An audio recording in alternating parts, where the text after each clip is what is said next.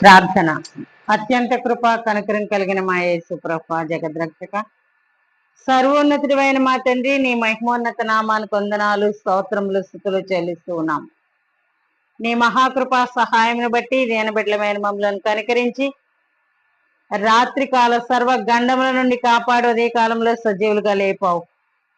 ఈ దినం అంతరంగ సంస్కార దినం ప్రభు, నీవు అంతరంగంగా మమ్మలను నీ శరీరక్తాల చేత పోషిస్తే మేమే బహిరంగంగా కూడా తండ్రి ఆరోగ్యము, ఆయుష్కాలం, ఆశీర్వాదంతో ఉంటూ ఉన్నాం. నీ శరీర రక్తముల ద్వారా మా శరీర ప్రాణాత్మలతో మేఘమెక్కు పర్యంతము నీ నామ ఘనత కొరకు, నీ రాజ్య వ్యాప్తి కొరకు, బైబిల్ మిషన్ వృద్ధి కొరకు వాడబడినట్లు గొప్ప కృపతో వర్ధెల్ల చేయండి అయా. ఈ దినం మా పనులు చక్కబరుచుకొని మందిరంలో ఏకీభవించి కృపా సమయం దయచేసినందుకు వందనాలు. ఎంతవరకు కార్యక్రమాన్ని ఎంతో క్రమంగా మర్యాదగా జరిగించిన మా యేసు ప్రభువా, ఈ సమయంలో మీ పాత్రలుగా మమ్మల్ని వాడుకోనండి. నీ వాక్యం వివరించబడుచు ఉండగా మానవ స్వరాన్ని, స్వభావాన్ని, స్వరూపాన్ని కూడా మరుగు చేయండి. కేవలం నీ ప్రత్యక్షతను బయలుపరచుము. వాక్యం వినిపించబడుచు ఉండగా నీ రూప లావణ్యములు మాకు అద్దుము. మేలుతో తృప్తిపరచుమని పరలోకము నుండి దిగి వచ్చిన జీవాహారమున నేనే అని సెలవిచ్చి దినము మమ్మలను పోషించుచూ ఉన్నా జీవాధిపతి అయిన యేసు నామంలో మిక్కిలి వినయంతో వేడుకొంచున్నాము తండ్రి, ఆమేన్. ప్రభునందు ప్రియమైన విశ్వాసులారా, క్రీస్తు ప్రభు యొక్క కృపా సమాధానములు, ఆయన రెండవ రాకడ దీవెనలు, మోషే సుకోపవాస 18వ ఆశీర్వాదము కూడి ఉన్న మనకెల్లరికి సమృద్ధిగా ప్రభు దయచేసి ఆయన కృపలో మనందరినీ వర్ధిల్ల చేయించి ఉండును గాక. లేఖన భాగంలో మనము ఈ నిర్గమకాండము 18వ అధ్యాయంలోనికి వచ్చి ఉన్నాము. ఈ 18వ అధ్యాయములో ఇశ్రాయేలీలైన వారికి నెమ్మది ఉన్న సమయం కనబడిచి ఉన్నది. నెమ్మది కలిగి ఉన్నారు. ఏమేమి నెమ్మది? ఆహారం ట్రబుల్ లేదు, ఆహారం వరకు తడుక్కోవాల్సిన అవసరం లేదు. మాంసం కావాలా, దేవుడు ఇస్తూ ఉన్నాడు. అలాగే ఆహారం కావాలా, ఆకాశాన్ని తెరచి మన్నా కురిపించాడు. అంతేకాకుండా దాహం అంటే బండను చీల్చి ఆయన యొక్క కృప చేత ఆయన నీటిని కూడా సమృద్ధిగా దయచేశాడు. అంతేకాదు భయంకర యుద్ధాన్ని కూడా జయింపచేసి సుభిక్షంగా నెమ్మది కలిగి ఉండడానికై ప్రశాంతత దేవుడు దయచేశాడు. ప్రశాంతంగా ఉన్న వాళ్ళకి ఏం కొదువు ఉంటుంది చెప్పండి? ఇంట్లో ఏ లోటు లేకపోతే ప్రశాంతంగానే ఉంటది. ఆ ప్రశాంతత ఉన్న వారికి ఆ ప్రశాంతతలో దేవునిని స్మరించడం కానీ, దేవునిని ఘనపరచడం కానీ, దేవునిని స్తుతించడం కానీ ఉండాలి. మరి నూతన నిబంధనలో అనగా క్రొత్త నిబంధన గ్రంథంలో మనము యేసు ప్రభు చెప్పిన ఒక ఉపమానాన్ని మనం చూస్తూ ఉన్నాం. ఒక పరిసయుడు ఉన్నాడు, ఒక పాపి ఉన్నాడు, సుంకరుడు ఉన్నాడు. ఈ సుంకరి అలాగే పరిసయుడు కూడా దేవుని సన్నిధానానికి వచ్చారు. అయితే సుంకరి ప్రార్థన ఏంటంటే, కన్నులెత్తి కూడా నిన్ను చూడడానికి, ఆకాశం వైపు చూడడానికి కూడా, అయ్యా నీ వైపు చూడడానికి కూడా తగని వాడును దేవా, నన్ను క్షమించయ్యా అని ప్రార్థన చేశాడు. మరి పరిసయుడు ఏమని ప్రార్థన చేశాడు? దేవా, ఈ సుంకరి వలె లేను, నేను దొంగల వలె లేను, వ్యభిచారుల వలె లేను, నేను నీకు ఇవ్వాల్సింది ఇస్తున్నాను ప్రభా, నేను గొప్పోడిని అని. ఏమండి, మన గొప్పతనాన్ని దేవునికి చెప్పక్కర్లేదు. ఎందుచేతనంటే ఆయనకి మరుగయ్యున్నది ఏదీ లేదు. అతడు చేసిన ప్రార్థన ఏంటి అంటే, అలాగూ చేయటం ద్వారా సుంకరి మంచివాడు, నీతిమంతుడని తీర్పు పొందాడు. రెండవదిగా ప్రభువు చెప్పిన మరొక సంగతి ఏమిటి అంటే, ఒక ధనవంతుడున్నాడు, వాడు కొట్లన్నీ కట్టుకున్నాడు. ఆ తరువాత పంటంతా సమకూర్చుకున్నాడు, అంతా కొట్లలో దాచుకున్నాడు. దాచుకున్న తర్వాత అంటాడు కదా, నా ప్రాణమా తినుము, త్రాగుము, సుఖించుము. ఇలాగూ నీవు హాయిగా ఉండడానికి అనేక సంవత్సరములకు సరిపడా సమృద్ధిని దగ్గర ఉంది. ప్రియ విశ్వాసులారా, ఇశ్రాయేలీలకు కూడా హాయిగా తిని అనుభవించడానికి సమృద్ధిని దేవుడు దయచేశాడు. సమృద్ధి కలిగిన ఆ ధనవంతుడిని చూస్తూ ఉన్నాం, సమృద్ధి కలిగిన ఇశ్రాయేలీలను కూడా చూస్తూ ఉన్నాం. సమృద్ధి కలిగిన వారు హృదయ గర్వము చేత ఏం చేయకూడదు, ఏమంటే విరగబడకూడదు. సమృద్ధి ఉండడాన్ని బట్టి అతడు విరగబడినట్లుగా, వ్యతిరేకిగా లేక వికారముగా మాట్లాడినట్లుగా మనం చూస్తూ ఉన్నాం. తినుము, త్రాగుము, సుఖించుము. దేవుని ఎదుట ఇతని జ్ఞానం అంతా వెర్రితనం అయిపోయింది. దేవుడు అంటున్నాడు కదా, అనేక సంవత్సరాలకి నువ్వు కూర్చుకున్నావు, కానీ ఈ దినమందే నీ ప్రాణమును వెర్రివాడ అడుగుచి ఉన్నాను అంటూ ఉన్నాడు. మనము వెర్రివారము కాకుండానట్లు సమృద్ధి ఎన్నప్పుడు కూడా సంతుష్టికరమైన సంతోషముతో సన్నతించవలసిన వారమయ్యున్నాం. అతడు బాగానే ఉంది, అనేక సంవత్సరాలకి నేను సంపాదించుకున్నాను గనక తినుము, త్రాగుము, సుఖించుము అన్న తర్వాత ఇంకో మాట కూడా అంటే దేవుడికి చాలా ముచ్చటగా ఉండేది. స్తుతించుము అన్నాక స్తుతించుము, దేవుణ్ణి కూడా స్తుతించాలి. ఇది నా యొక్క బలము, నా పరాక్రమము, నా విద్యా జ్ఞానము, నా ఉన్నతమైన స్థితి అని ఆలోచిస్తారు చాలా మంది. నా జ్ఞానంతోనే నేను ఎంత గొప్పగా ఉన్నాను, నా జ్ఞానంతోనే, నా బలంతోనే నేను అన్ని సాధించగలుగుతున్నాను అనుకుంటారు. ఈ ధనవంతుడు కూడా అలాగే ఉన్నాడు. మరి వీరు కూడా ఏం చెయ్యాలి అంటే ప్రాణంతో చెప్పుకోవాలి, నా ప్రాణమా తినుము, త్రాగము. ఎందుచేతనంటే తినడానికే ఆహారం కావాలని నువ్వు కోరావో అది దేవుడిచ్చాడు. త్రాగము, నువ్వేం త్రాగాలనుకున్నావో దాన్ని ఆయన చేర్చబడిన బండ, ఆ చీర్చబడిన బండ క్రీస్తే.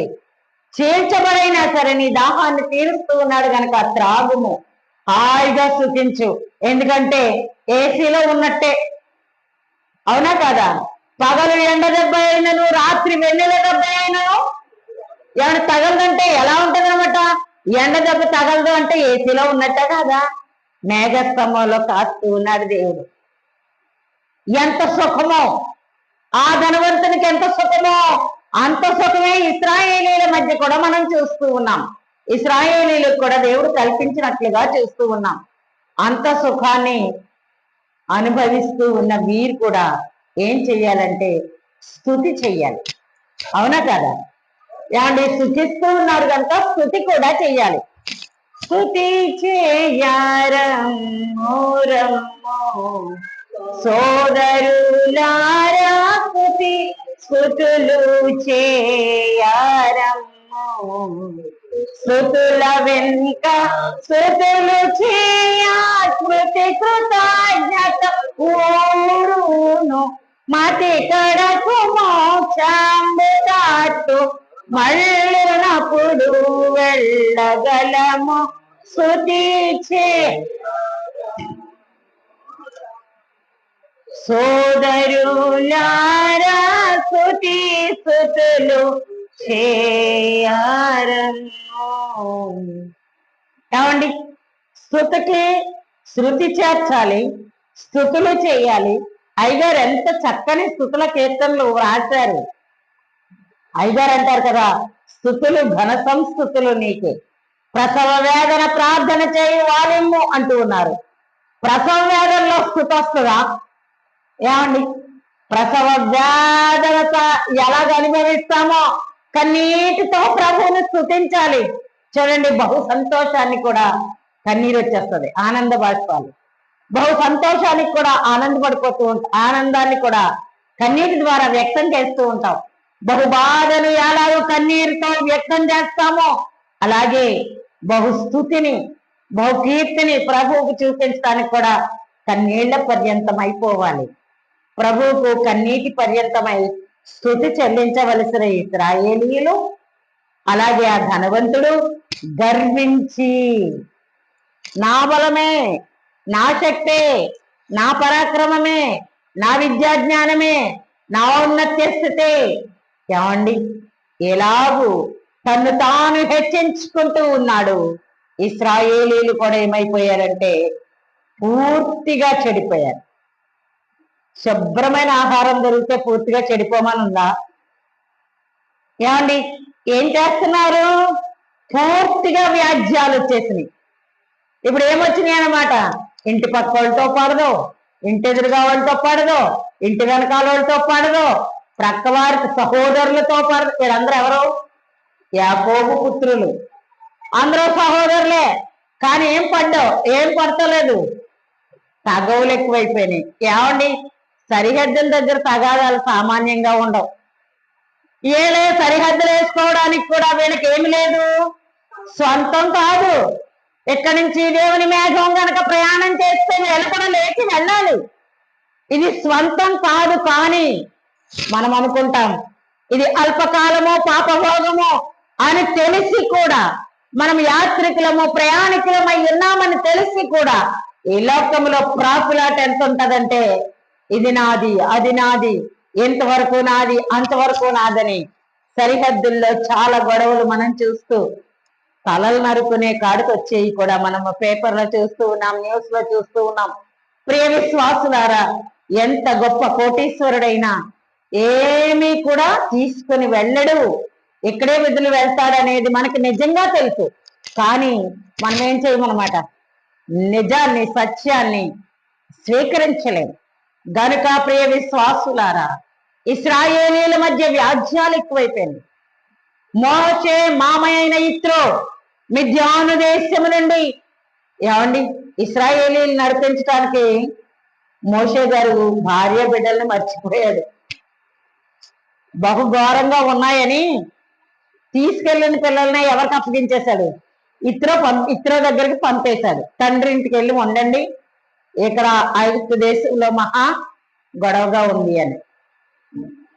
తెగుళ్ళు వస్తూ ఉన్నాయి, ఇబ్బందులుగా ఉన్నాయి, మీకు ఇక్కడ ఎందుకు సరిపడదు అని ఇద్దరు బిడ్డల్ని అలాగే భార్యను కూడా తన మామయ్య అయిన ఇతర దగ్గరకు పంపించేశాడు. అయితే ఇప్పుడు ఇశ్రాయేలీలను విడుదల చేసి దేవుడు ఏం చేస్తున్నాడు? తీసుకెళ్ళిపోతున్నాడు కదా. మరి దేవుడు తీసుకెళ్ళిపోయేటప్పుడు ఏం చెయ్యాలి? ఎవరిని తీసుకెళ్ళాలి? ఏమండి, భార్య బిడ్డల్ని తీసుకెళ్ళాలేదా? వాళ్ళని వదిలేశారంట. ఈయన ప్రయాణము, ఈ ప్రజలు, దేవుని పని, దేవుని యొక్క ప్రజల పని, ఆయన దానిలో కొట్టుమిట్టాడుతూ దానిలోనే ఆయన మునిగిపోయి భార్యని బిడ్డలను కూడా మర్చిపోయి వెళ్ళిపోతున్నాడట. ఇప్పుడే మాంగారికి తెలియబడింది. ఆయన ఏమండి న్యూస్, వరల్డ్ న్యూస్ చూస్తున్నాడు అనమాట. ఈయన బీబీసీ న్యూస్ చూస్తున్నాడేమో. ఈ మిద్యాను యాజకుడైన యిత్రో తెలియబడిందంట. చూడండి, ఈ 18వ అధ్యాయంలో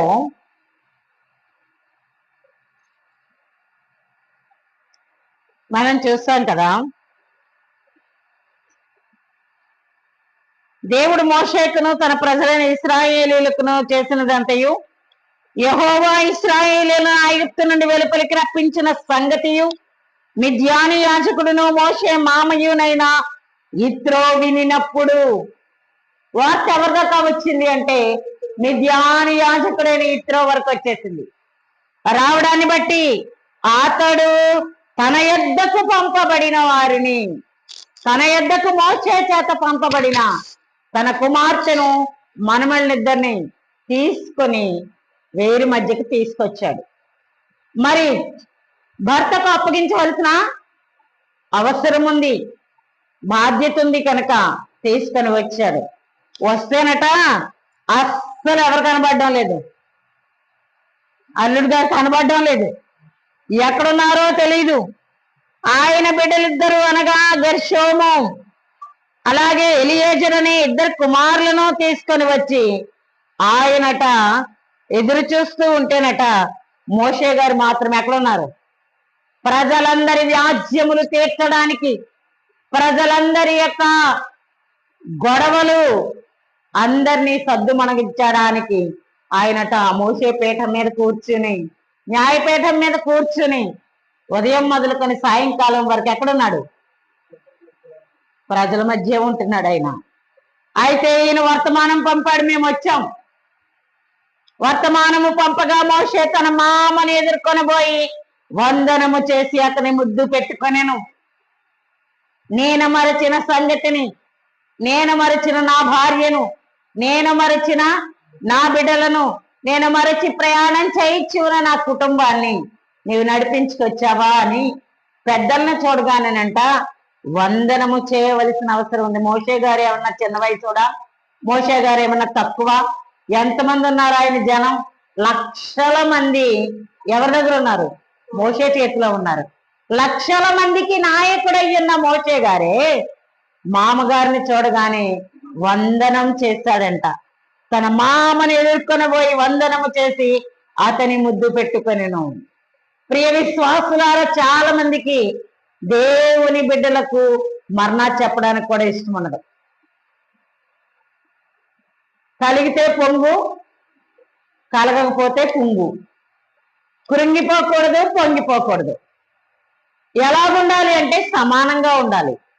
దేవుని ప్రజల ఎదుట నమస్కారము చేయుట ఉత్తమమైన పద్ధతి. అది మన పిల్ల తరాలకు నేర్పవలసిన పద్ధతి. మనమే అనుసరించకపోతే పిల్లలకి ఏం నేర్పుతాం? ఆయన నమస్కారము చేస్తున్నట్లుగా, వందనము చేయించున్నట్లుగా చూస్తూ ఉన్నాం. మోషే గారే విలువైన వారే కానీ నమస్కారము చేశారు, పెద్దలైన వారిని గౌరవించుట. మనం అంటాం కదా, మనమే ఎల్డర్స్ రెస్పెక్ట్ అనేది మన ప్రెడ్జ్ లో చదువుకుంటూ ఉంటాం. భారతదేశమున నా దేశము, భారతీయులందరూ నా సహోదరులు అంటూ pledge my devotion alone less my happiness. నేనెంతో సంతోషించుచూ ఉన్నాను. వీళ్ళందరినీ కూడా నేను ఎలా ఉంటాను అంటే పెద్దల ఎడల, తల్లిదండ్రుల ఎడల, give my parents and elders respect. మనం ఎప్పుడైనా సరే పేరెంట్స్ ని రెస్పెక్ట్ చేయాలి, ఎల్డర్స్ ని రెస్పెక్ట్ చేయాలి, పెద్దలను గౌరవించుట నేర్పించాలి. మన మందిరంలో సువార్తమ్మ గారికి ఆ మంచి లక్షణం ఉంది. చిన్నోళ్ళని పెద్దోళ్ళని కదిపి మరీ మరణా చెప్తుంది ఆవిడ. మరణాతాయన రామన ప్రభువు మరలా వచ్చుట దీనిన్ తరచుగా సలామున వాడు నరులు ధన్యాలు. యేసు ప్రభు వచ్చుచున్నా ప్రిదిగో వినరము. మరణాత అనగా మన ప్రభు మరలా వచ్చుట. దీనిని తరచుగా వాడే సలామున వాడే నరులు ధన్యులు. ఎప్పుడు మనము తరచుగా మాట్లాడకపోవచ్చు ఉన్నామో ధన్యతను పోగొట్టుకుంటూ ఉన్నాం. ధన్యులుగా ఉండవలసిన వారమై ఉన్నాం. ఇదిగో ఇక్కడ ఆ ధన్యతను మామగారైన ఇత్రోకు వందనము చేసి మోషే గారు సంపాదించుకున్నారు. మాదిరి కలిగిన జీవితం, మాదిరి కలిగి దేవుని యొక్క సమూహము మధ్యనున్న అతడే దేవుని యొక్క గౌరవప్రదమైన సలామును మామకు తెలియచేస్తూ ఉన్నాడు. వందనం చేయగానే ముద్దు పెట్టుకున్నాడంట. అపొస్తలుడైన పౌలు అంటాడు కదా, పవిత్రమైన ముద్దు పెట్టుకుని వందనము చేయుడి. ఎప్పుడో అపొస్తలుడైన పౌలు గారు రాయక ముందే ఎవరు చేసేసారు? ఇక్కడ మోషే గారు చేసినట్లుగా చూస్తూ ఉన్నాం. ప్రియ విశ్వాసులారా, ముద్దుల కొరకు చెప్పాలంటే ఎన్నో ముద్దులు ఉన్నాయి. అప్పగించే ముద్దు, విడిచి వెళ్ళిపోయడానికి వార్పా పెట్టిన ముద్దు, అవునా కాదా? ఏమండి, ముద్దు పెట్టుకుని యాకోబు రాహేలును ముద్దు పెట్టుకుని ఎలుగెత్తి ఏడ్చాడు. ఎలాగూ చూడగా మనమే ఎన్నో ముద్దులు ఉన్నాయి. ఈ ముద్దులను బట్టి మనము వివరించుకునే సమయం లేదు కనుక దీన్ని మరోసారి ధ్యానించవచ్చును. ప్రియ విశ్వాసులారా, ఇప్పుడు అంటున్నాడు కదా, ఇదిగో ఇశ్రాయేలీల కొరకు ఫరోకును ఐగుప్తీయులకును చేసినదంతయు యెహోవా చేసినదంతయు, యెహోవా తమను విడిపించిన సంగతియు, త్రోవలో తమకు వచ్చిన కష్టము యావత్తును తన మామతో వివరించి చెప్పాడు. ఏమండి, ఏదైనా కష్టం, ఏదైనా సుఖం, ఏదైనా సంతోషం, ఏదైనా ఆనందకరమైన విషయం మామతో వివరించి చెప్పుచూ ఉన్నాడు. ఏమండి, దేవుని సేవకులకు ఏం చెయ్యాలి అంటే మనం వివరించి చెప్పాలి. అప్పటి వరకు నేను ఇవన్నీ వినే వచ్చాను అన్నాడా? వింటున్నాడంటే జాగ్రత్తగా. విన్న తరువాత ఆయన విడిపించిన కష్టము యావత్తు కూడా ఆయన తెలియచేసిన సంగతిని మనం గమనిస్తూ ఉన్నాం. యెహోవా ఐగుప్తీయుల చేతిలో నుండి విడిపించి ఇశ్రాయేలులకు చేసిన మేలంతటిని గూర్చి ఇత్రో సంతోషించాడు. విన్న తర్వాత సంతోషం తెలియచేసిన తర్వాత ఆయన అంటాడు కదా, నేను అన్ని విన్నాను. ఏమంటే విని వచ్చాడా, వినకుండా వచ్చాడా? అన్ని వినే వచ్చాడు. న్యూస్ అంతా తెలుసు. వచ్చిన తరువాత అంటున్నాడు కదా, యెహోవా స్తుతింపబడును గాక, మిమ్ములను విడిపించిన యెహోవా స్తుతింపబడును గాక, అన్యుని నోటి ద్వారా యెహోవాకు కీర్తి. అలాగే రిబ్కా అన్న తండ్రి లాబాను బెతూయేలు రిబ్కా యొక్క గొప్ప త్యాగాన్ని బట్టి, తాను సంపాదించుకొనిన వస్త్రములను, ముక్కు కమ్మిని, అలాగే చేతులకు కడియములను బట్టి, అంతేకాదు రిబ్కా చూపించిన స్థలాన్ని బట్టి ఎలియెజరు ఎక్కడికి వచ్చాడు? రిబ్కా ఇంటి దగ్గరికి వచ్చాడు. ఈ లోపల స్టోరీ అంతా చెప్పేసిందంట. చెప్పగానే ఏమంటున్నాడు? యెహోవా వలన ఆశీర్వదింపబడిన వాడా, లోపలికి రమ్ము, బయట నిలువనేలా. ఏమండి, యాజకుని ఇంటివారు గౌరవించాలన్నా, యాజకుని ఇంటివారు లేక ఇరుగు పొరుగు వారు గౌరవించాలన్నా, గల్లీలో వారు గౌరవించాలన్నా, నీ సంఘాన్ని నీ ప్రజలు గౌరవించాలన్నా, లేక బయట సంఘాల వారు గౌరవించాలన్నా, నీ సంఘ సభ్యులను ప్రక్కవారు గౌరవించాలన్నా, నీ సాక్ష్యం ఎంతో గొప్పదై ఉండాలి. రిబ్కా సాక్ష్యం ఏమిటి అంటే బాధను దాచిపెట్టి బహుమానం మాత్రమే చూపించిందంట. అందుకే యెహోవా వలన ఆశీర్వదించబడిన వాడా, లోపలికి రా, బయట నిలబడ్డావేంటి? నువ్వు ఆశీర్వదింపబడిన వాడవు, మేము ఆశీర్వాదము లేని ప్రజలము. నువ్వు బయట ఎందుకు నిలవబడ్డావు? లోపలికి రా. యెహోవా స్తుతింపబడిన గాక అని మిద్యాను ఇత్రో, ఓ దేవతల పూజారి మాట్లాడుచు ఉన్నమాట. దేవుడే స్తుతింప అర్హుడు, బడా అర్హుడు, స్తుతికి పాత్రుడు. కాబట్టి యెహోవా స్తుతింపబడును గాక. మనమే మన యొక్క పరిస్థితిని చెప్తే గృహంలో ఉన్న వారందరూ కూడా గౌరవించగలరు. మనం వాక్యాన్ని శ్రద్ధగా వింటూ ఉన్నాం. బాధ వస్తే దిగమింగాలి, బహుమానం దేవునిది చూపించాలి. ఇది కాదు. ఈ బహుమానము వలన మనం ఎంతగా ఉన్నాం, ఎలాగూ క్షేమంగా ఉన్నాం, ఎలాగూ బలపడ్డాం. ఇదిగో దేవుని వాక్యం ఇలా మాట్లాడిచి ఉన్నది. మందిరములో మాట్లాడబడిన మాట ఇది. మందిరములో దేవుని వాక్యం ఈ బహుమానమును మనకి ఇస్తాదని తెలియచేస్తూ ఉన్నాడు. ఆవిడ కడియాలు చూపించింది, ముక్కు కమ్ము చూపించింది, కానీ బొదమరిగిపోయిందయ్యా, ఇదిగో చేతులు తెగిపోయినాయి అని చూపించిందా? రిబ్కా అందుకే పెండ్లి కుమార్తె అయ్యింది. ఆమె పెండ్లి కుమార్తె కావడానికి కారణం ఏమిటంటే బాధను దాచిపెట్టేసింది, బహుమానం మాత్రమే ఇంటి వారికి చూపించింది. అందుకే ఆమె పెండ్లి కుమార్తె అయ్యింది. రెండవ రాకడ కాలంలో ఉన్న విశ్వాసులమైన మనం కూడా బాధను దాచిపెట్టాలి, బహుమానం మాత్రమే చూపించాలి. అన్యులైనా కూడా మన బహుమానాలు చూచి బహు ఆశ్చర్యకరమైన దేవుణ్ణి స్తుతించగలరు.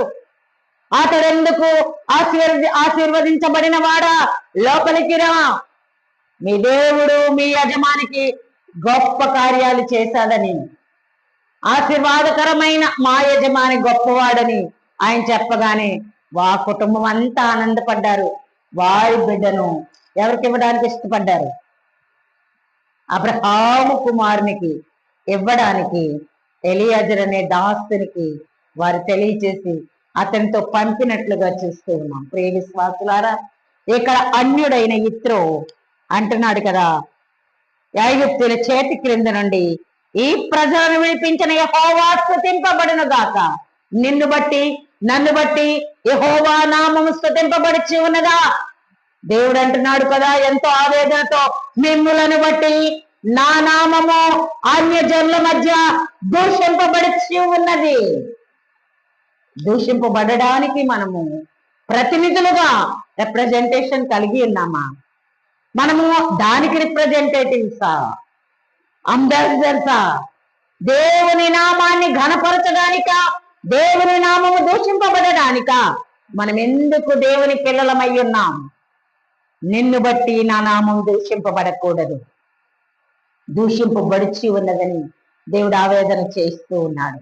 అయితే మోషేను బట్టి, దేవుని ప్రజలను బట్టి యెహోవా దేవుడు గొప్పవాడని ప్రియ విశ్వాసులారా స్తుతింపబడ్డాడు.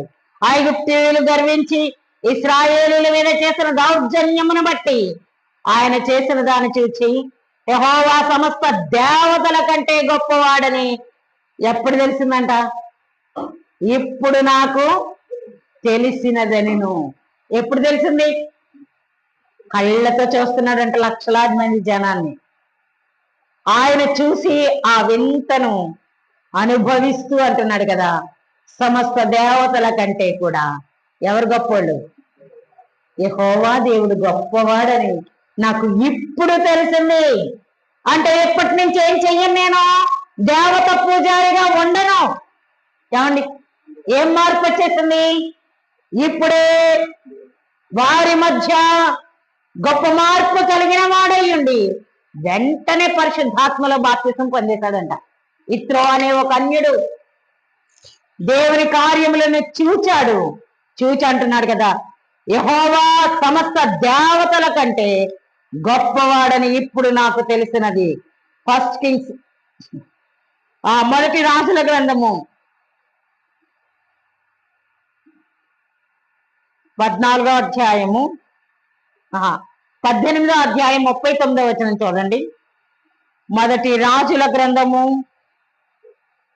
18వ అధ్యాయము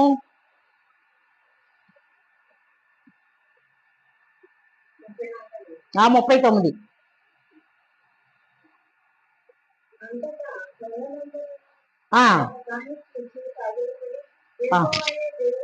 యెహోవాయే దేవుడు. ఎప్పుడు యెహోవాయే దేవుడిని కేకలు వేశారు జనులు? ప్రియ విశ్వాసులారా, ఈ అధ్యాయం 18 సారీ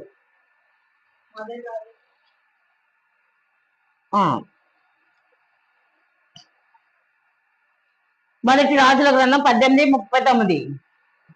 దేవుడు యెహోవాయే రాజు, యెహోవాయే రాజు అని అన్యజనులు, అంతేకాదు అక్కడ చేరిన వారందరూ కూడా మిక్కిలిగా కేకలు వేసినట్లు మనం లేఖనంలో చూస్తూ ఉన్నాం.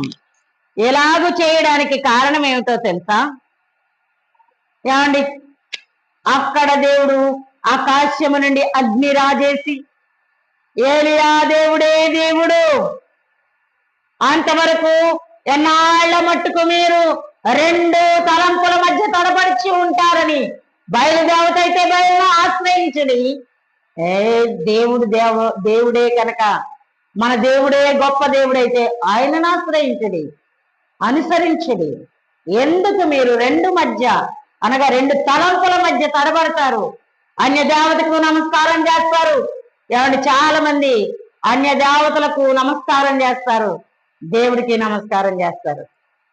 గణపతి వెళ్తుందంటే డ్యాన్స్ ఎత్తకి వెళ్తారు. అలాగే ఈ హోలీ ఉందనుకోండి, హోలీ ఆడేస్తారు, ఉపవాసాలు ఉంటారు. చాలా తప్పు. రెండు తలంపుల మధ్య ఏం చేయకూడదు అనమాట, మనం తడబడిచి ఉండకూడదు. అందుకే అక్కడ ఏమన్నాడో తెలుసా? ఇక్కడ యెహోవాయే దేవుడు, జనులందరూ కూడా ఇప్పటి వరకు రెండు తలంపుల మధ్య ఉన్న వారందరూ కూడా అంటున్నారు కదా, అతడి జనులందరూ దాన్ని చూచి సాగిలపడి యెహోవాయే దేవుడు, యెహోవాయే దేవుడని కేకలు వేస్తూ ఉన్నట్లుగా చూస్తూ ఉన్నాం. ప్రియ విశ్వాసులారా, 2వ రాజుల గ్రంథంలో 5వ అధ్యాయంలో మనం 15వ వచనం చూస్తే, 2వ రాజుల గ్రంథము 15.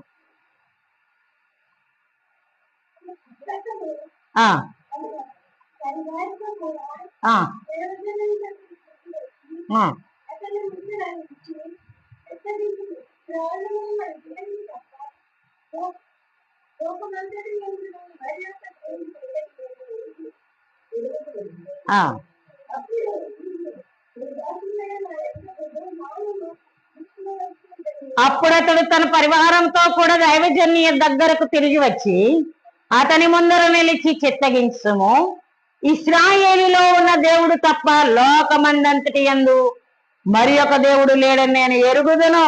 ఇప్పుడు నీవు నీ దాసుడనైనా నా యొద్ద బహుమానం తీసుకోవాలి. నయమాననే ఒక కుష్ఠరోగున్నాడు.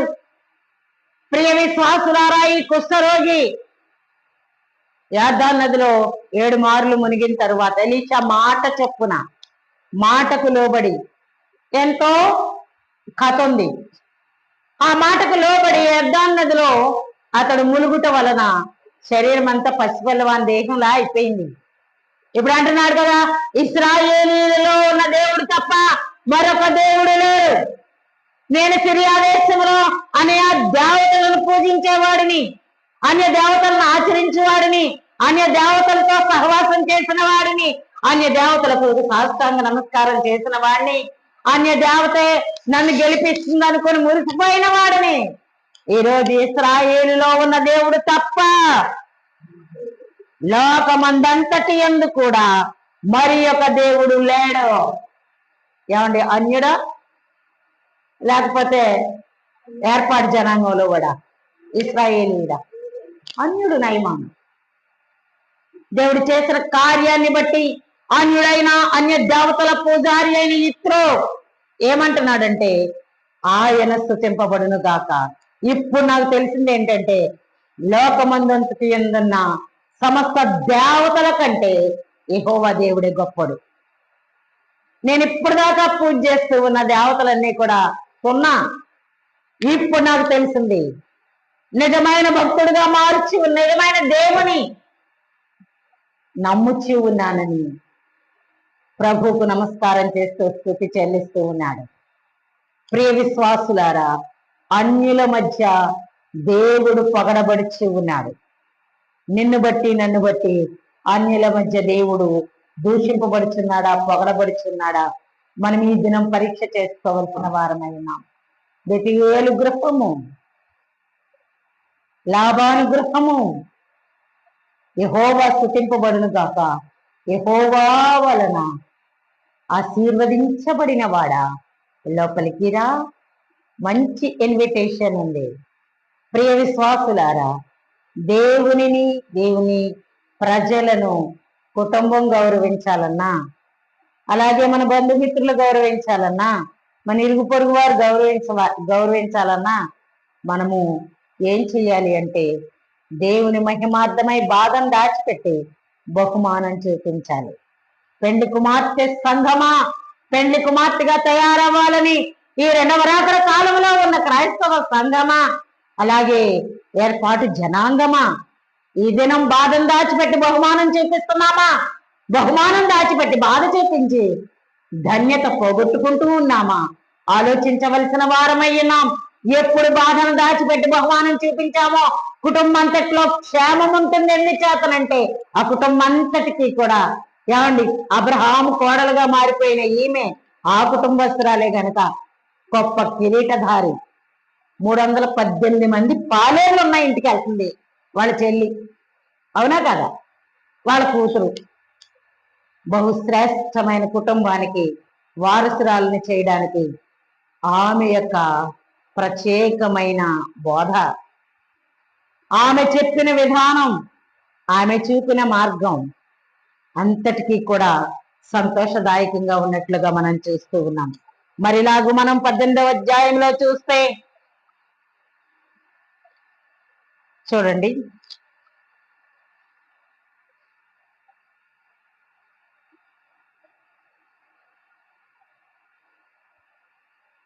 ఆ తరువాత ఇక మోషే ఏం చేశాడంటే, తప్పదిక మరలా న్యాయపీఠం మీదకి వెళ్ళాడట. కూర్చున్నాడు, సాయంకాలం వరకు బయటికి రాలేదు. లైన్లు తీరి ఉన్నారు. ఎవరు? క్యూలు ఎక్కువైపోతున్నాయి. ఎవరు? ఇశ్రాయేలీలు వ్యాజ్యంలో ఉన్నవాళ్ళు, అన్ని గొడవలే. ఎంతమందికి న్యాయం చెయ్యాలి ఈయన? లైన్ పెరిగిపోతుంది, చీకటి పడిపోతుంది, కానీ లైన్ పెరుగుతానే ఉంది. మోషే గారు వీరందరికీ కూడా ఏం చెయ్యాలి? న్యాయం తీర్చాలి. వ్యాజ్యాలు వినాలి ముందు, అవునా కదా? ఏది న్యాయమో చెప్పాలంటే పూర్తిగా ఇద్దరు స్టోరీ వినాలి. ఒకరి స్టోరీ వింటే కుదరదు. లైన్లు ఎక్కువైపోతున్నాయి. చాలా శ్రమ. కూర్చున్నవాడు కూర్చున్నట్టే ఉన్నాడు, నిలవబడిన వారు నిలవబడినట్టే ఉన్నారు. సాయంకాలం అయిపోతుంది. చూచాడట. ప్రియ విశ్వాసులారా, ఇశ్రాయేలీలు ఇంత విచ్చలవిడిగా, వ్యతిరేకులుగా, కలహగుణం కలిగి వ్యాజ్యాలతో నిలవబడ్డానికి కారణం ఏమిటి అంటే, దేవుడి ఇచ్చిన సౌఖ్యాన్ని లోపోకట్టుట, దేవుడిచ్చిన స్వేచ్ఛను అక్కడ దాసులుగా, బానిసలుగా ఉండి అలసి సొలసి తినడానికి కూడా, తిండున్నా కూడా తినడానికి సమయం లేని పరిస్థితి. గడ్డి కొరకట. ఐగుప్తు దేశం అందంతటా కుటుంబం చెదిరిపోయింది. వార్చిన అన్నం వార్చినట్టే ఉందంట, వండుకున్న కూర వండుకున్నట్టే ఉందంట. ఈ బుద్ధిహీనమైన పరిస్థితి, ఎంత భయానకమైన పరిస్థితిని బుద్ధిహీనంగా మాట్లాడారు. ఐగుప్తు మాంసపు కొండలేదు, ఎలా చావలేదు. మీరు అక్కడ స్లేవరీగా ఉన్నారు, అక్కడ మీరే లొంగి ఉన్నారు, సరైన తిండి లేదు, చెదిరిపోయిన మీరు ఇటుకలు చేయడంలో, మట్టిలో భయంకరమైన పరిస్థితుల్లో ఉన్న మీరు ఈరోజు దేవుణ్ణి వేలెత్తి చూపించే గొప్పవారైపోయారా? కానీ వేలెత్తి చూపిస్తూ ఉండగా దేవుడు సహించలేకపోయాడు. అయినప్పటికీ ప్రేమ గలవాడు కనుక ఆయన పోషణ ఇస్తూనే బలపరుస్తూనే ఉన్నారు. ప్రియ విశ్వాసులారా, వీరే స్తుతించవలసిన టైం అంతా కూడా ఏమైపోయింది? వ్యాజ్యాలు, గొడవలు, కొట్లాటలు. దేవుడు కూడా ఊరుకోలేదు. ఇంకా కొంచెం ముందుకు వెళ్ళిన తర్వాత ఆయన కూడా కంటికి కన్ను పంటికి పన్ను. ఇలా చెప్పబ్బాయి, ఇక ఇవాళేంటి? అలాగ మనం ముందు అధ్యాయాల్లో చూసుకుంటాం. న్యాయశాస్త్రాన్ని వారికి ఇచ్చాడు దేవుడు. అయితే ఇప్పుడేముంది అంటే, అతని మామ చూచి విస్తుపోయాడు అనమాట. ఒక్కడే కూర్చుని ఉన్నాడు. అది కూడా ఆయనకి బాధ అనిపించింది. నీ ఒక్కడవే. అందుకు మోషే మామ అతనితో, 17వ వచనం, నీవు చేయుచున్న పని మంచిది కాదు, ఒక్కడవే కూర్చుంది ఉండుట. నీవును నీతోనున్న ఈ ప్రజలు నిశ్చయముగా నలిగిపోవుదురు. ఈ పని నీకు మిక్కిలి భారము, అది నీవు ఒక్కడవే చేయచాలవు. కాబట్టి నా మాట వినుము, నేను నీకు ఒక ఆలోచన చెప్పేదను. ప్రియ విశ్వాసులారా, ప్రజలందరూ నిలువబడి ఉండుట. 13వ వచనం చూస్తే, మరునాడు మోషే ప్రజలకు న్యాయం తీర్చుటకు కూర్చుండగా ఉదయం మొదలుకొని సాయంకాలం వరకు ప్రజలు మోషే యొద్ద నిలిచి ఉండేది. అయితే ప్రజలు నీ యొద్ద నిలిచి ఉండనేల. 14వ వచనం, మోషే ప్రజలకు చేసినదంతయో అతని మామ చూచి, నీవు ఈ ప్రజలకు చేయుచున్న ఈ పని ఏమిటి? ఉదయం మొదలుకొని సాయంకాలం వరకు నీవు మాత్రం కూర్చుండగా ప్రజలందరూ నీ యొద్ద నిలిచి ఉండనేలా? నీవు కూడా శ్రమే, కూర్చున్న వారికి శ్రమే, నిలవబడిన వారికి శ్రమే. నలిగిపోవచ్చు ఉన్నారు. వారు నలిగిపోనేలా, నీవు నలిగిపోనేలా. నీవు కూర్చుండనేలా, వారు నిలిచి ఉండనేలా. కాబట్టి నేను ఒక ఆలోచన చెప్తాను. అది నీకు, నువ్వు దేవుని ఒక న్యాయానికి సమ్మతమైతే గనక ఆలోచించుకో అని 1000 మందికి ఒకడు.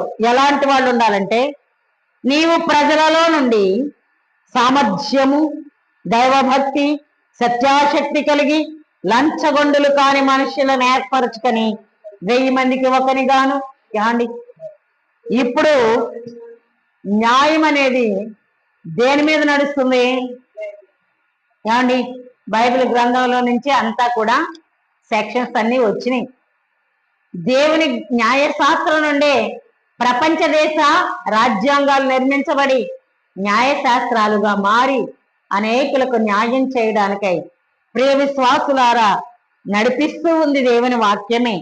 సామర్థ్యం కలిగి ఉండాలి అంటే విద్య కలిగి ఉండాలి, జ్ఞానం కలిగి ఉండాలి. సామర్థ్యం అంటే అది ఎలాగూ చేయగలరో టాలెంట్ ఉండాలి, అలాగే దైవ భక్తి ఉండాలి.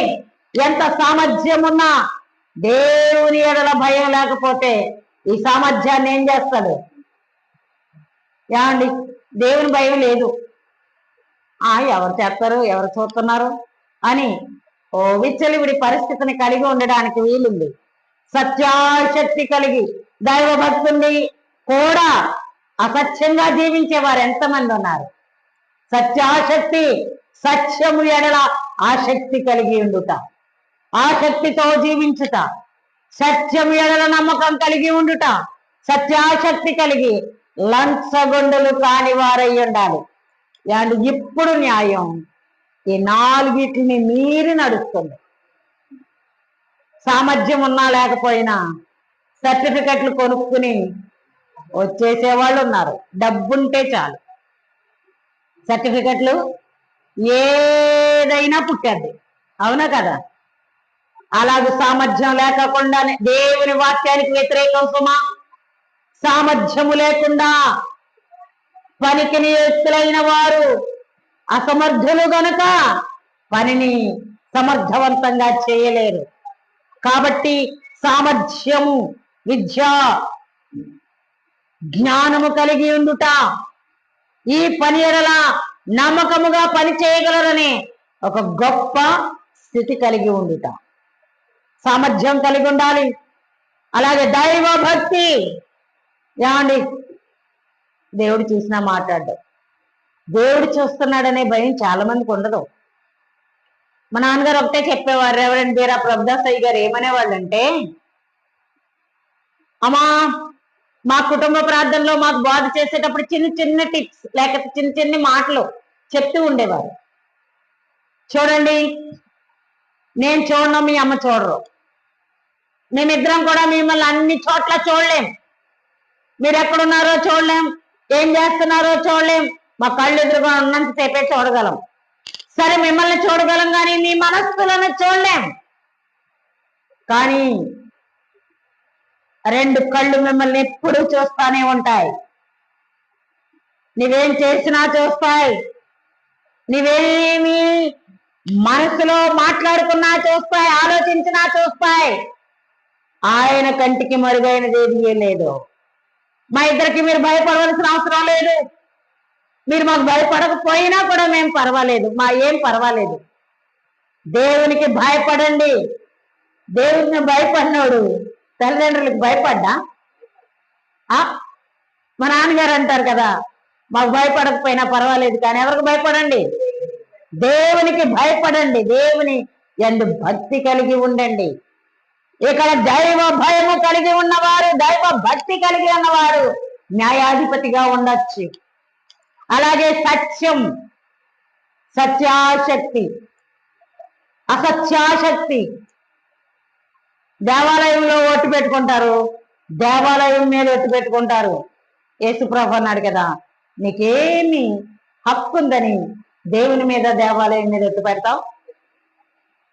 చాలా బలిపీఠం మీద ఎందుకు ఒట్టు పెడతావు? దేవాలయంలో ఉండి భయంగా అబద్ధాలు ఆడేవాళ్ళు కూడా ఉంటారు.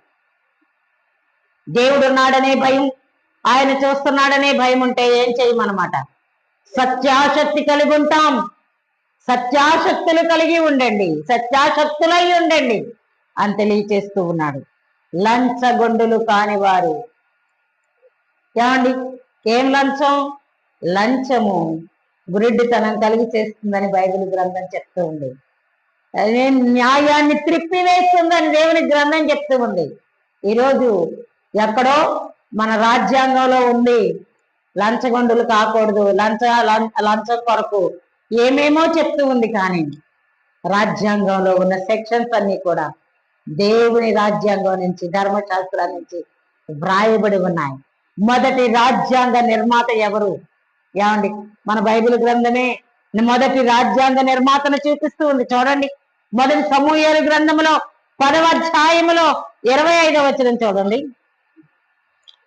మొదటి సమూయేలు గ్రంథము 10వ అధ్యాయములో 25వ వచనం. తరువాత సమూయేలు రాజ్య పరిపాలన పద్ధతిని జనులకు వినిపించి ఒక గ్రంథమందు వ్రాసి యెహోవా సన్నిధిని దాని నుంచెను. ఒక గ్రంథమందు వ్రాసి యెహోవా సన్నిధిని జనులకు రాజ్య పాలన పద్ధతి, రాజ్యాంగము, రాజ్య పాలన పద్ధతి, మొట్టమొదటిగా రాజ్యాంగము వ్రాసిన వారు ఎవరు అంటే సమూయేలు ప్రవక్త గారు. మరి మన భారత రాజ్యాంగ నిర్మాత డాక్టర్ బిఆర్ అంబేద్కర్ జీ. ఘనులు, విద్యావంతులు, గొప్ప ఆశీర్వాదకరమైన జ్ఞానాన్ని దేవుని ద్వారా సంపాదించిన వారు, అనేక పర్యాయములు అయినట బైబిల్ ఈకడ నుండి ఆకడ వరకు చదివిన వారు, రాజ్యాంగమును నిర్మాణం చేయడానికి వ్యయ ప్రయాసలు కోర్చి దేవుని యొక్క ధర్మశాస్త్రాన్ని, విధులను క్రమముగా కట్టడలను చదివి ఏ సెక్షన్ లో ఏముంచాలి, ఈనాడు మనకు పూజనీయుడుగా ఉన్నాడు ఆయన. ఎందుచేత భారతదేశం అంతటికీ కూడా మనస్సుల్లో ప్రింట్ అయిపోయిన వారెవరు అంటే, ఓ నోట్ మీద ప్రింట్ అవ్వలేదంటే ఆయన, కానీ హృదయాలను గెలుచుకున్నవాడు డాక్టర్ బిఆర్ అంబేద్కర్ జీ. మరి అలాంటి శ్రేష్టమైన రాజ్యాంగవేత్త, అలాగే ప్రపంచాన్ని ఏలుబడి చేయించి ఉన్న రాజ్యాంగాలన్నీ కూడా ఎవరివి అంటే దేవునివే.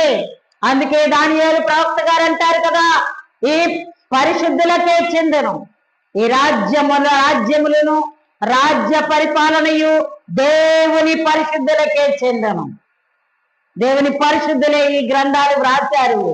ఈ రాజ్య మహిమలు, ఈ రాజ్య ఘనతలన్నీ కూడా దేవుని పరిశుద్ధులకు చెందాలి. ఎందుచేతనంటే దేవుని దగ్గర విని దేవుని అనుసరిస్తూ వ్రాసిన గ్రంథాలు కనుక. ప్రియ విశ్వాసులారా, ఇత్రో ఎంత శ్రేష్టమైన దేవుణ్ణి ఎప్పుడు అంగీకరించాడో, దేవుణ్ణి ఎప్పుడైతే గొప్ప చేశాడో ఆటోమేటిక్ గా దైవ జ్ఞానం వచ్చేసిందంటే ఇత్రది. దేవత జ్ఞానం ఏమైపోయింది? తొలగిపోయింది. దైవ జ్ఞానం వచ్చేసింది. యెహోవా జ్ఞానం చేత నింపబడ్డాడు గనక ఎంత చక్కని సలహా ఆనాడు ఓ దేవత పూజారి చెప్పిన సంగతి ఈనాటికి కాదు, ప్రపంచం ఎప్పటి వరకు అంతమైపోయే వరకు ఏముందన్నమాట, ఈ 4 విషయాలు రాజ్యాలను పరిపాలనలో ఉంచుకొని నడిపిస్తూనే ఉంది. రాజ్య పరిపాలన పద్ధతి శ్రేష్టమైన సలహా ఇచ్చిన వానిగా మనం చేస్తూ ఉన్నాం. అలాగే అంతా సంతోషపడ్డారట, అలాగే ఇచ్చారట. అన్ని గొప్ప స్వల్ప వ్యాజ్యాలన్నీ కూడా వాళ్ళే తీర్చేయాలి. ఎవరు తీర్చాలి? 1000 మందికి ఒకని గాను, 50 మందికి ఒకని గాను, అదే 100 మందికి ఒకని గాను ఉన్నారు కదా, వీళ్ళందరూ స్వల్ప వ్యాజ్యాలన్నీ తీర్చేయాలి. అప్పుడు step by step collector, joint collector, deputy ఎలా ఉందన్నమాట, step by step. Bench court, అలాగే ఫ్యామిలీ కోర్ట్, అలాగే హై కోర్ట్, అలాగే సుప్రీం కోర్ట్, అలాగే మామూలుగా కోర్టులు. ఎన్ని రకాలు ఉన్నాయి? స్టెప్ బై స్టెప్ ఉన్నాయా లేదా? ఎప్పుడున్నాయి? ఎప్పుడు వచ్చినాయి? ఇశ్రాయేలీల మధ్య ఇన్ని రకాల కోర్టులు వచ్చేసినాయి. ఇప్పుడే పరిపాలన అంతా కూడా దేవుని పరిశుద్ధులకే చెందుతూ ఉంది. ప్రపంచ పరిపాలకులు ఎవరు అంటే దేవుని పరిశుద్ధులే. దానియేలు గారు స్పష్టంగా తెలియచేస్తూ ఉన్నారు. పెద్ద వ్యాజ్యాలు ఉంటాయి చెప్పండి, ఎక్కడికి వెళ్ళినా తీరదేళ్ళ గొడవ. ఏమండి ఉన్నారా అలాంటి వాళ్ళు? ఎంతమంది తీర్పు తీర్చినా తీరదు. మొండి కేసులు అంటారన్నమాట వీటిని. ఏం కేసులు? చాలా మొండి కేసులు. వీళ్ళకి మనం చెప్పలేం. మనం చెప్పుతున్న తీర్పు నచ్చదో, వాళ్ళ సొద ఏదో ఆ సొదే మనం వినాలి. అలాంటి భయంకర భయానక కేసులు ఏమన్నా ఉంటే గనక ఎవరు తీర్చాలి? మోషే గారు తీర్చాలి. ప్రియ విశ్వాసులారా, దేవుని బిడ్డలమైన మనము దేవుని వాక్యమును వినగోరి వచ్చి ఉన్నాము. దేవుని సంగతులను ప్రభు మనకు తెలియచేస్తూ ఉన్నారు. లోకాన్ని దేవుడు ఎంతగా నడిపిస్తూ ఉన్నాడో అనుకుంటున్నారు మేం పరిపాలన చేస్తున్నామని ప్రతి పార్టీ వాళ్ళు. ఎవరు పరిపాలన చేస్తున్నారు? ప్రభువే పరిపాలకుడు, మనము పాలితులము. ఆయన పాలించి గొర్రెలము, ఆయన మేపు గొర్రెలము, నిమిత్త మాత్రులము. ఆయన ఎదుట వినయ విధేయతలు ప్రదర్శించవలసిన వారము. నాశనమునకు ముందు గర్వము నడుచును అనుంది, పడిపోవుటకు ముందు అహంకారమైన మనస్సు నడుచును అనుంది. దీవెనకు ముందు ఏమి నడుస్తుందంటే విధేయత నడుస్తుంది. ఏ దీవెన సంపాదించుకోవాలన్నా విధేయులుగా ఉండాలి. ఇశ్రాయేలీలు తిని త్రాగి సుఖిస్తూ ఉన్నారు, కలహాల్లో ఉన్నారు. ఇదిగో ఈ ధనవంతుడు తినము త్రాగము స్తుతించమన్నాడు కానీ స్తుతించమనలేదు.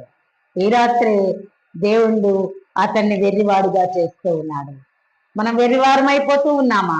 దేవుణ్ణి స్తుతించి ఆయన ఘనతను రెగ్గావలే కనుపరుచువారమై ఉన్నామా? ఘనత కనపరిచామా? పెళ్లి కుమార్తె శాంక్షన్ అయిపోయినట్టే, రైట్. మనము ఘనత మాని దేవుని యొక్క సంఘాన్ని అవమానకరంగా చూచామా? తక్కువగా చూచామా? దేవుని యొక్క మందిరమును తక్కువగా చూచామా? మనం ఏమైపోతాము అంటే ఘనత నుండి క్రిందికి దిగజారుతాం. వింటూ ధన్యత మనకు తీసివేయబడుతుంది. కాబట్టి ఇశ్రాయేలీల మధ్య జరుగుతూ ఉన్న వాటిని వింటూ ఉన్నాం కనుక మనలను మనమే సరి చేసుకుంటూ మనలను మనమే విమర్శించుకొనినే ఎడల తీర్పు పొందకపోదుము. అందుకే మనం ఏం చేయాలి అంటే తప్పనిసరిగా విధేయత కలిగి దేవుని యొక్క రాజ్య వ్యాప్తి కొరకు, దేవుని నామ ఘనత కొరకు పాత్రలుగా బోర్లుగా వాడబలగలే ధన్యత, ఇత్రోవలే జ్ఞానమును కలిగి మార్పును కలిగి. ఏం మార్పు అంటే దేవతను పూజించే దగ్గర నుంచి దేవుణ్ణి పూజించే ట్రాన్స్ఫర్ అయిపోయాడు. మార్పును కలిగి శ్రేష్టమైన అనుభవాలు సంపాదించుకునే ధన్యత కూడిన మనకి ఎవరికి సమృద్ధిగా ప్రభు అనుగ్రహించి వర్ధిల్ల చేయను కాక. కృపాభరితమైన మా యేసురాజా నీ కొందనాలు. నీ వాక్యం మాలో నీ మహిమార్థమై ఫలింప చేయమని యేసు నామంలో వేడుకొంచున్నాము తండ్రి.